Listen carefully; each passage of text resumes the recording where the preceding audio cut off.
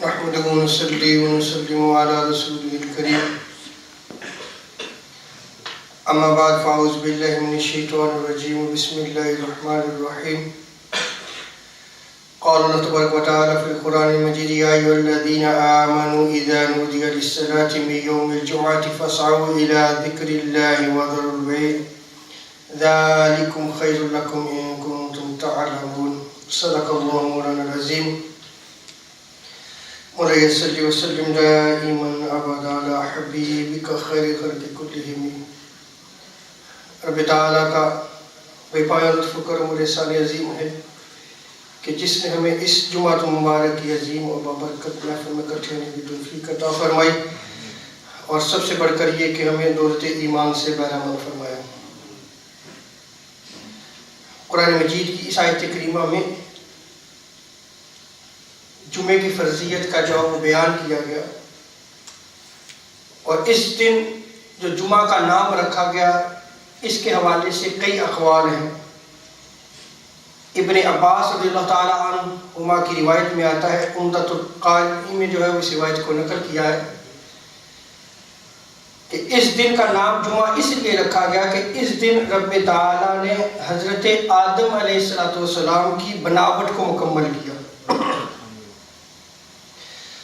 اور امام ابن خزیمہ نے حضرت سلیمان سے مرفوعاً روایت نقل کیا ہے کہ تاجدار کائنات صلی اللہ علیہ وسلم نے ارشاد فرمایا کہ اس دن کا نام جمعہ اس لیے رکھا گیا کہ اللہ تعالیٰ نے اس دن تمہارے باپ کی بناوٹ کو جو ہے وہ جمع کیا۔ اب اس پہ احادیث مبارکہ بھی ہیں جو جمعہ کی فضیلت پہ بیان کی گئی ہیں، اور ان روایات میں سے چند روایات کو جو ہے میں آپ کے سامنے نقل کروں گا، وہ اس لیے کہ یہ ماہ میلاد بھی ہے لیکن میں اپنے موضوع پر بھی رہوں گا۔ اور یہ دلیل ہے کہ یوم جمعہ جو ہے وہ مسلمانوں کا یوم عید ہے، اور اس دن جو ہے وہ تاجدار کائنات صلی اللہ علیہ وسلم نے اس کی فضیلت کے حوالے سے کیا بیان فرمایا۔ یوم جمعہ جو ہے وہ ایک خاص فضیلت رکھتا ہے اور باقی تمام دنوں سے جو ہے وہ افضل ہے، اور اس کی فضیلت کا سبب یہ ہے کہ یہ دن جو ہے وہ تخلیق آدم کے طور پر جو ہے وہ منایا جاتا ہے، یعنی اس دن جو ہے وہ حضرت آدم علیہ السلام کی تخلیق ہوئی۔ حضرت اوس بن اوس رضی اللہ تعالیٰ عنہ اس روایت کو نقل کرتے ہیں، اور اس روایت کو سنن ابو داؤد، سنن نسائی، ابن ماجہ میں نقل کیا گیا۔ آقا علیہ السلام جو ہے وہ ارشاد فرماتے ہیں کہ تمہارے دنوں میں سب سے افضل دن جمعہ کا دن ہے۔ اس دن حضرت آدم علیہ السلام کو پیدا کیا گیا، اور اس دن جو ہے وہ ان کی روح بھی قبض کی گئی، اور اسی روز جو ہے وہ قرب قیامت، جب قیامت ہوگی تو سور پھونکا جائے گا، اور اسی روز جو ہے وہ کثرت سے مجھ پر درود شریف بھیجا کرو، بے شک تمہارا یہ عمل مجھ تک جو ہے وہ پیش کیا جاتا ہے۔ یہ آقا علیہ السلام کا فرمان ہے۔ اور جمعہ کو جو عید کا دن قرار دینا ہے، اس کے حوالے سے سیدنا حضرت عبداللہ ابن عباس رضی اللہ تعالیٰ عنہما روایت کو نقل کرتے ہیں۔ اس روایت کو ابن ماجہ میں نقل کیا گیا ہے، امام منذری نے ترغیب و ترہیب میں نقل کیا ہے۔ آقا علیہ السلام ارشاد فرماتے ہیں کہ بے شک یہ عید کا دن ہے، یہ جمعہ کا دن عید کا دن ہے جس کو اللہ تعالیٰ نے مسلمانوں کے لیے بنایا۔ تو جو جمعہ کی نماز کے لیے آئے تو اسے چاہیے کہ وہ غسل کرے، اور اگر خوشبو ہو تو اس خوشبو کو لگا کر آئے، اور تم پر جو ہے وہ مسواک کرنا جو ہے وہ لازمی ہے، ٹوتھ برش کہہ لیں آپ اس دور میں۔ سیدنا ابو ہریرہ کی دوسری روایت ہے، مسند احمد بن حنبل صحیح ابن خزیمہ میں، حاکم مستدرک میں اس روایت کو نقل کیا گیا۔ آقا علیہ السلام فرماتے ہیں کہ بے شک جمعہ کا دن عید کا دن ہے، اور تم اپنے دن کے روزوں، یعنی جب روز جمعہ آئے تو اس کو جو ہے وہ تم روزے کا دن نہ بناؤ، مگر یہ کہ آقا علیہ السلام فرماتے ہیں کہ اس سے پہلے یعنی جمعرات کو تم روزہ رکھ لو تو پھر جمعے کا روزہ جو ہے وہ ساتھ رکھ لو، یا اگر آپ نے جو ہے وہ جمعے کا روزہ رکھا ہے تو ساتھ اس کے پھر ہفتے کا روزہ جو ہے وہ ساتھ تم رکھ لو۔ اور اگر جو ہے وہ آپ تسلسل سے روزے رکھتے چلے جا رہے ہیں، اب یہ فقہی مسئلہ بھی سمجھ لیں، تو پھر جو ہے وہ اگر جمعے کا روزہ اس میں آ جاتا ہے تو پھر آپ اس کے ساتھ جمعے کا روزہ بھی رکھ سکتے ہیں، لیکن صرف اکیلا ایک جمعے کا روزہ جو ہے وہ نہ رکھیں۔ اسے آقا علیہ السلام نے جو ہے وہ منع فرمایا، اور آقا علیہ السلام نے تعلیم دی کہ اس جمعے کو جو ہے وہ یہ تمہارا عید کا دن ہے، اس کو روزے کا دن نہ بناؤ، اور اگر تم نے رکھنا ہے تو اس سے پہلے یا اس کے بعد ایک روزہ تم جو ہے وہ رکھ لو۔ تو ان روایات سے ثابت ہوا کہ یوم جمعہ جو تخلیق آدم ہے، کیا ہے؟ تخلیق آدم ہے، وہ یوم عید ہے۔ تو وہ دن جس دن وجہ تخلیق کائنات سرور عالم صلی اللہ علیہ وسلم تشریف لائے، وہ عیدوں کی عید کیوں نہ ہوگی؟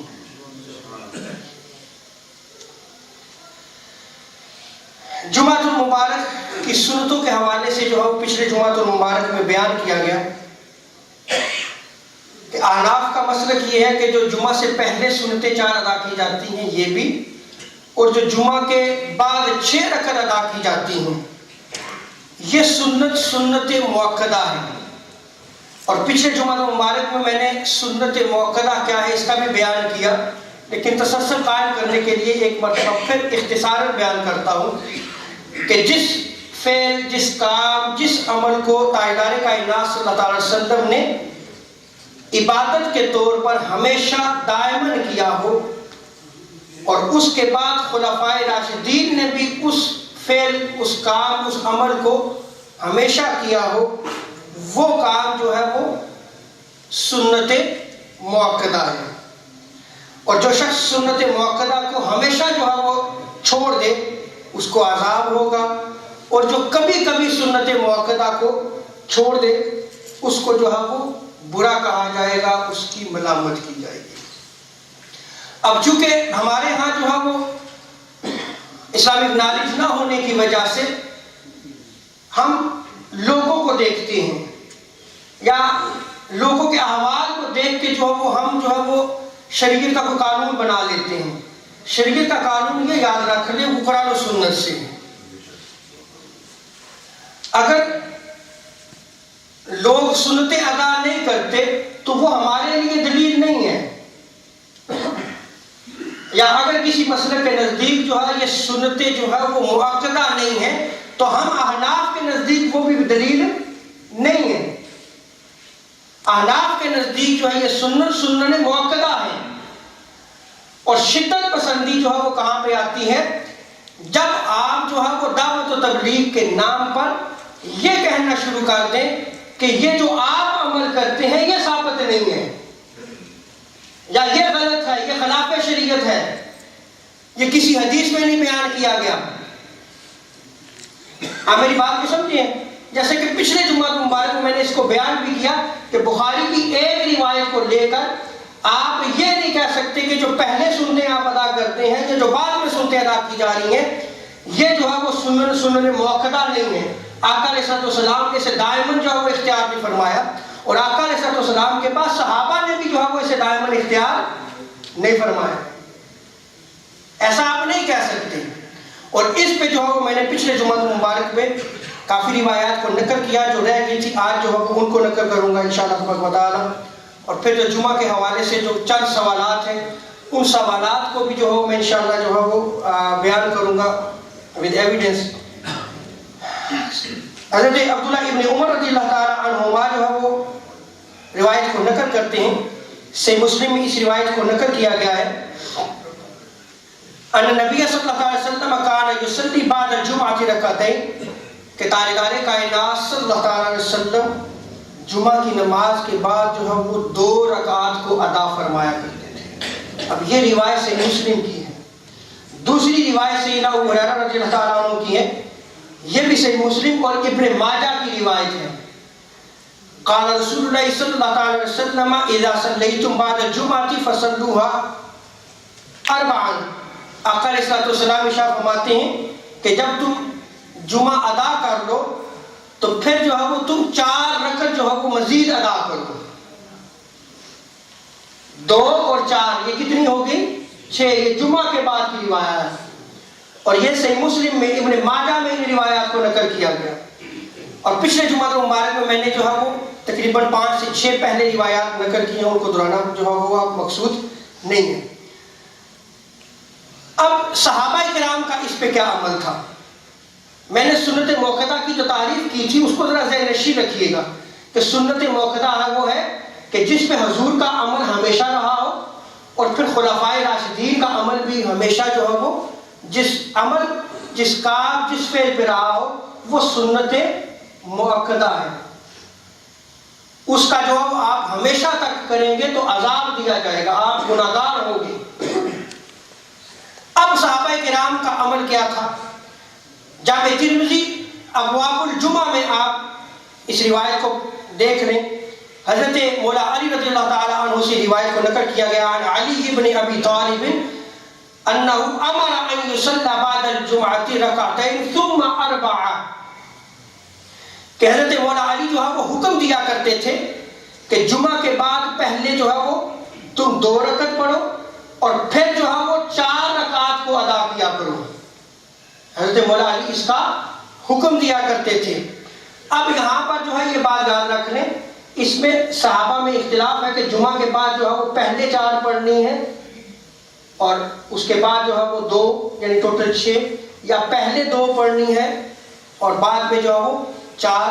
لیکن افضل یہ ہے کہ پہلے 4 پڑھ لی جائے، اس کے میں ایویڈنس جو ابھی نقل کروں گا، اور بعد میں جو ہے وہ 2 پڑھ لیں اور یہ ٹوٹل جو ہے وہ 6 رکعات ہیں. لیکن چونکہ اس کے ثبوت میں جو ہے وہ دلیل کے طور پر میں نے اس روایت کو نقل کیا کہ حضرت مولا علی رضی اللہ تعالی عنہ خلفائے راشدین اور مہدیین میں تھے اور آپ حکم دیا کرتے تھے کہ ان 6 رکعت کو جو ہے وہ تم پڑھا کرو. دوسری روایت شرح معانی الاثار میں، اب شرح معانی الاثار جو ہے امام طحاوی کی کتاب ہے. اب ہم نے جو ہے ان ائمہ کے نام بھی نہیں سنے. آپ کا وصال مبارک جو ہے وہ 321 ہجری میں ہوا، یعنی جب یہ سیاست جو ہے وہ مکمل کی جا رہی تھی اس دور کے جو ہے وہ امام ہیں. آقا علیہ السلام کے وصال مبارک کے 321 سال جو ہے وہ اس کے بعد کے آپ امام ہیں، یعنی کتنا قرب ہے آپ کو. اور یہ بھی آپ کو خبر ہونی چاہیے کہ آپ حنفی بہت بڑے امام ہیں، آپ امام الائمہ ہیں.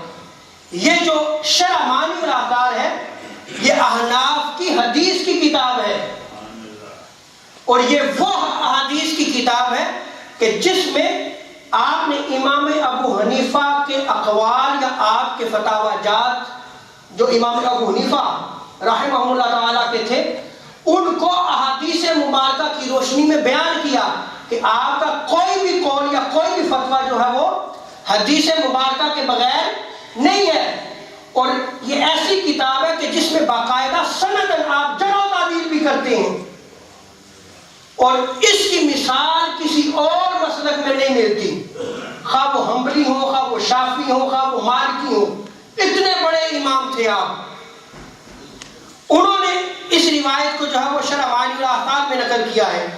عن علی انہ قال من کان مصلیا بعد الجمعۃ فلیصلی 6. حضرت مولا علی رضی اللہ تعالی عنہ جو ہے وہ آپ حکم دیا کرتے تھے، آپ فرمایا کرتے تھے کہ جو جمعہ کی نماز پڑھے تو جمعہ کے بعد جو ہے وہ 6 رکعت جو ہے وہ سنتوں کو ادا کرے. حضرت قتادہ رضی اللہ تعالی عنہ بیان کرتے ہیں کہ حضرت عبداللہ ابن مسعود رضی اللہ تعالی عنہ کا روز جمعہ معمول تھا. کیا معمول تھا؟ اس روایت کو مصنف عبد الرزاق میں نقل کیا گیا ہے. اب آپ امام عبد الرزاق جو ہے یہ امام بخاری اور امام مسلم کے شیوخ میں آتے ہیں اور آپ کی جو کتاب مصنف ہے یہ امام بخاری اور امام مسلم سے پہلے کی حدیث کی کتاب ہے. اس کے علاوہ جامع ترمذی ابواب الجمعہ میں اس روایت کو نقل کیا گیا ہے. اب آپ یہ دیکھ لیں کہ امام بخاری کی روایت کو تو آپ لے لیں، آپ اپنا مقصد پورا کرنے کے لیے امام بخاری کی روایت کو تو آپ قبول کر لیں، لیکن امام بخاری نے جن سے تعلیم حاصل کی، جن سے حدیث لی، جن کے قدموں میں بیٹھ کے امام بخاری حدیث لیتے رہے، جب ان کی روایت کو نقل کر دیا جائے تو آپ کہتے ہیں کہ ہم اس کو قبول نہیں کرتے۔ آپ نے جو وہ دین کو ٹھٹا اور مذاق بنا لیا ہے۔ یعنی امام بخاری جن سے حدیث لیتے ہیں اس امام کا حوالہ دیا جائے تو آپ قبول نہیں کرتے، اور امام بخاری اسے حدیثیں لے کے اپنی کتاب میں درج کرتے ہیں، وہ ان کو قبول کرتے ہیں۔ آپ کا حضرت عبداللہ ابن مسعود کا جو معمول تھا وہ کیا تھا؟ انه کان یصلی قبل الجمعہ 4 رکعات، کہ آپ جمعہ سے پہلے بھی جو ہے وہ 4 رکعات کو جو ہے وہ ادا فرمایا کرتے تھے۔ حضرت عبداللہ ابن مسعود یاد رکھنے کہ یہ وہ صحابی ہیں جو ہر وقت حضور کے ساتھ رہا کرتے تھے، اور آپ اس امت کے فقیہ ہیں، فقیہ الامہ ہیں آپ۔ وہ ان کا عمل جو ہے وہ نقل کیا گیا ہے، وَبَعْدَ 4 رکعات، اور جمعہ کے بعد بھی جو ہے وہ آپ 4 رکعت کو ادا کیا کرتے تھے۔ اور ابو عبد الرحمن وہ روایت کو نقل کرتے ہیں، مصنف ابن ابی شیبہ میں اس روایت کو نقل کیا گیا ہے کہ ہمارے پاس حضرت عبداللہ ابن مسعود رضی اللہ تعالیٰ تشریف لائے تو آپ ہمیں جمعہ کے بعد 4 رکعت جو ہے پڑھنے کا حکم دیتے۔ پھر حضرت مولا علی ہمارے پاس تشریف لائے تو آپ نے 6 رکعت پڑھنے کا حکم دیا، تو ہم نے حضرت عبداللہ ابن مسعود کے فتویٰ اور قول کو چھوڑ دیا اور حضرت مولا علی کے قول اور فتویٰ پہ عمل کرنا شروع کر دیا۔ اب اس سے ایک اور بات بھی ثابت ہوئی کہ دیکھیں صحابہ کا جو ہے وہ اختلاف بعض دفعہ آتا ہے، صحابہ کا اختلاف آتا ہے۔ 2 فتاوی جات، 2 اکابر صحابہ کے جب فتاوی جات آئے تو انہوں نے ایک کو لے لیا اور دوسرے کو چھوڑ دیا۔ یہی جو اہل سنت و جماعت جو حنفی، شافعی، مالکی، حنبلی ان میں اختلافات ہیں وہ یہی ہیں سارے، یہ سارے کے سارے رحمت ہیں۔ اگر کوئی رفع یدین کرتا ہے، صحابہ کا حضور کا عمل تھا، آناف ہم نہیں کرتے تو حضور کا آخری عمل تھا، صحابہ کا یہ عمل تھا۔ اختلاف کہاں پہ آتا ہے کہ جب آپ یہ کہنا شروع کر دیں کہ آپ کی نماز سنت سے ثابت نہیں ہے، آپ کی نماز جو ہے وہ بخاری سے ثابت نہیں ہے، مسلم سے ثابت نہیں ہے۔ اب آپ بات سمجھیں، یہ فرقہ پرستی ہے، یہ انتہا پسندی ہے۔ جب آپ یہ کہیں کہ وہ بھی سنت ہے اور یہ بھی سنت ہے تو پھر اختلاف کہاں پہ آ گیا؟ پھر تو اختلاف کہیں بھی نہیں ہے، یہ تو رحمت ہے۔ اب جتنے ائمہ حدیث، امام بخاری، امام مسلم یا جتنے بھی ہیں، یا سیاستہ مکمل آپ کر لیں، یہ سارے کے سارے جو ہے وہ شافعی المسلک ہیں۔ احناف کی حدیث کی کتابیں بھی موجود ہیں۔ آگے دیکھیں، حضرت مولا علی رضی اللہ تعالیٰ عنہ، حضرت عطا جو ہے وہ بیان کرتے ہیں، مصنف ابن ابی شیبہ میں اس روایت کو نقل کیا گیا کہ حضرت عبداللہ ابن عمر جمعہ کے بعد 6 رکعت پڑھا کرتے تھے۔ کتنی رکعت؟ 6 رکعت پڑھا کرتے تھے۔ اور امام ترمذی نقل کرتے ہیں، ابواب الجمعہ میں اس روایت کو نقل کیا گیا ہے، ابن عمر رضی اللہ تعالی عنہ بعد النبی صلی اللہ علیہ وسلم صلی فی المسجد بعد الجمعہ رکعتین فصلی بعد الرکعتین 4، کہ حضرت عبداللہ ابن عمر رضی اللہ تعالیٰ عنہما کا عمل تھا کہ آپ نماز جمعہ کے بعد 4 رکعت پڑھتے، پھر 2 رکعت جو ہے وہ ان کو ادا کیا کرتے تھے۔ یہ وہ روایات ہیں کہ جن میں جو جمعہ کی سنتیں ہیں، جو سنن مؤکدہ ہیں، ان کا بیان کیا گیا ہے، اور احناف جو ہے وہ اس پر عمل کرتے ہیں۔ اور امام طحاوی نے شرح معانی الاثار میں لکھا کہ جمعہ کے بعد سنت مؤکدہ کو چھوڑنا مناسب نہیں ہے، اور وہ 6 رکعت ہیں، پہلے 4 رکعت ادا کی جائے، پھر 2 رکعت ادا کی جائے۔ اور یہ جو ہے وہ قول امام ابو یوسف کا ہے رحمہ اللہ تعالی۔ امام کمال الدین عبد الواحد حنفی فتح القدیر میں فرماتے ہیں، اور آپ کا وصال جو ہے وہ 861 ہجری میں ہوا ہے۔ آپ فرماتے ہیں کہ جو شخص 5 نمازوں کی سنتیں نہ پڑھے، اور آج دیکھ لیں یہ ہو رہا ہے، اور ان کو حق نہ جانے، ان کو حق نہ جانے، یعنی یہ سنتے جو ہے وہ موقع ہے، یہ حق ہے. آپ فرماتے ہیں کہ اس کی تکفیر کی جائے گی، یعنی وہ کافر ہے. اور اگر کوئی شخص ان کو برحق جانے اور نہ پڑھے، صحیح قول کے مطابق وہ گناہگار ہے. صحیح قول کے مطابق کیا ہے؟ وہ گناہگار ہے.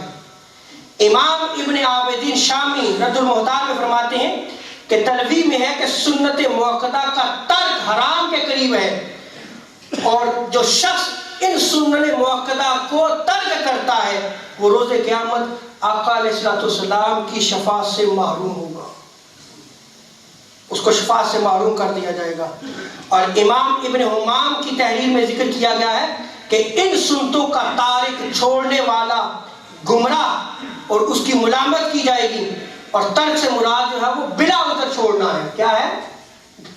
اگر کوئی عذر ہے، جیسے کہ نماز کا وقت جا رہا ہے اور ٹائم اتنا ہے کہ آپ صرف ظہر کے فرض پڑھ سکتے ہیں، تو پھر آپ ان سنتوں کو چھوڑ سکتے ہیں، اور جو پھر آپ جو ہے وہ 4 فرض کو پڑھیں. بلا عذر جو ہے وہ آپ ان سنتوں کو ترک نہیں کر سکتے. اب پچھلے جمعہ مبارک میں میں نے جو بیان کیا تھا کہ ہمارے ہاں جو ہے وہ چونکہ نالج نہ ہونے کی وجہ سے کہا جاتا ہے کہ چونکہ یہ دار الکفر ہے، لہٰذا یہاں پہ جمعہ جو ہے وہ فرض نہیں ہے. اب چونکہ ٹائم بھی ہو چکا ہے، میں نے پچھلا ٹاپک ابھی سے مکمل کیا، لیکن میں مختصراً اگر آپ 2 منٹ مجھے دے دیں، میں اس کو جو ہے مکمل کرتا ہوں. اب جب تک ہم ڈیفینیشنز کو نہیں سمجھیں گے اسلامی لا کی، تو پھر اس وقت تک یہ مسئلہ کلیئر نہیں ہوگا. اب امام الائمہ سرخسی نے المبسوط میں، امام ابن شامی نے رد المحتاج میں، امام حسن حنفی نے، ان جیسے اکابر علماء نے دار الاسلام، دار الکفر اور دار الحرب کی ڈیفینیشنز کی ہیں، اور یہ ہمارے اسلامک لا کی بکس میں موجود ہے. دار الاسلام وہ ملک، وہ کنٹری، وہ علاقہ جہاں مسلمانوں کی حکومت ہو اور شاعر اسلام اور احکام اسلامیہ کا غلبہ ہو، وہ دار الاسلام کہلاتا ہے. وہ کیا کہلاتا ہے؟ دار الاسلام کہلاتا ہے. دار الحرب وہ علاقہ، وہ کنٹری، وہ ملک جہاں کافروں کی حکومت ہو اور کفر کے احکام کا غلبہ ہو، اور کسی مسلمان کو اس کے مسلمان ہونے کی وجہ سے اس کی جان، مال، عزت جو ہے وہ محفوظ نہ ہو. یہ دار الحرب کہلاتا ہے، اور وہاں سے ہجرت کرنا مسلمان کے لیے لازم ہے، کیونکہ اسے جو ہے وہ مسلمان ہونے کی وجہ سے تکلیف اور اذیت دی جاتی ہے. جیسے برما میں وہ دار الحرب ہے. وہ کیا ہے؟ دار الحرب. میں نے ایگزامپل دے دیا آپ کو تاکہ جو ہے وہ ایزی ہو کہ آپ اس کو سمجھ لیں. ایک آتا ہے دار الکفر، جہاں کافروں کی حکومت ہو لیکن ان کے ساتھ جو ہے وہ سفارتی تعلقات ہوں. کیا ہمارے مسلمانوں کے ان ممالک کے ساتھ سفارتی تعلقات ہیں یا نہیں ہیں؟ بالکل ہے، ڈیفینیٹلی. اور وہاں مسلمان جو ہے وہ تجارت کے لیے جاتے ہوں، اور مسلمانوں کے وہاں جان، مال اور عزت کا تحفظ ہو. اب بتائیں، جان کا تحفظ بھی ہے یا کہ نہیں ہے؟ مال کا تحفظ بھی ہے یا کہ نہیں ہے؟ عزت کا بھی تحفظ ہے یا کہ نہیں ہے؟ اور احکام اسلامیہ پر عمل کرنے کی آزادی ہو. احکام اس پر عمل کرنے کی آزادی ہو. فقہائے احناف نے اسلامی احکام پر عمل کرنے کی آزادی کے پیش نظر ایسے ممالک کو دار الاسلام بھی کہا ہے. لیکن حکماً یہ جو ہے دار الاسلام ہے، لیکن حقیقتاً یہ دار الکفر ہے.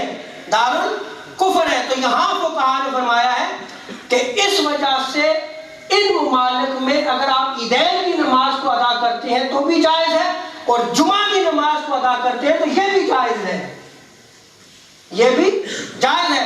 اور فقہاء میں سے جو آج کل کے محققین ہیں، جیسے مفتی منیب الرحمان صاحب، ان کو آپ جو ہے وہ پڑھ کر دیکھ لیں، ان کے فتاوی جات کو. اور عصر حاضر کے عظیم مفسر و محدث علامہ غلام سعیدی دامت برکاتہ العالیہ کے آپ شرح بخاری کو دیکھ لیں، شرح مسلم کو دیکھ لیں، تبیان القرآن جو آپ نے قرآن پاک کی شرح کی تفسیر کی ہے اس کو پڑھ کر دیکھ لیں، ان کا موقف بھی یہی ہے، ان کا موقف بھی یہی ہے کہ ان ممالک میں جہاں آپ زندگی بسر کرتے ہیں، بس آخری بات، یہاں ہماری نسلیں آباد ہیں یا نہیں آباد؟ کیا ان نسلوں نے واپس جانا ہے؟ نہیں جانا، وہ ادھر رہیں گی۔ تو پھر ہم جو ہے وہ ان اسلامی احکام کو کیوں چھوڑ دیں جہاں اتنے بڑے بڑے اسلامک سینٹرز بھی موجود ہیں؟ لہذا ان ممالک میں جو ہے وہ نماز جمعہ اور نماز عیدین جو ہے وہ ادا کرنا جو ہے وہ کیا ہے؟ جائز ہے۔ اللہ تبارک و تعالی ہمیں عمل کی توفیق عطا فرمائے۔